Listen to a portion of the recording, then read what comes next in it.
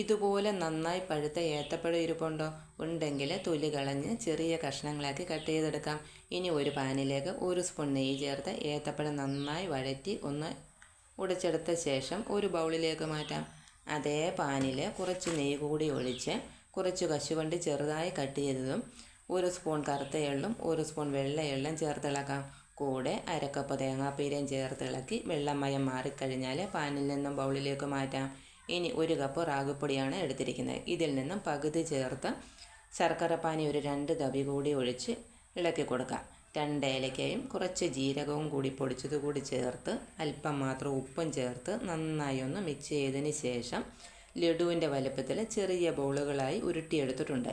ഇനി ഇതൊരു സ്റ്റീമറിൽ വെച്ച് ഒരു 10 മിനിറ്റ് ആവി കയറി കഴിഞ്ഞാൽ നമ്മുടെ കുട്ടികൾക്കും വലിയവർക്കും എല്ലാം കഴിക്കാൻ പറ്റിയ ഹെൽത്തിയും ടേസ്റ്റിയുമായിട്ടുള്ള റാഗി ലഡു റെഡി ആയിട്ടുണ്ട്. അപ്പോൾ എല്ലാവരും ട്രൈ ചെയ്ത് നോക്കിക്കോ, അടിപൊളിയാണ്.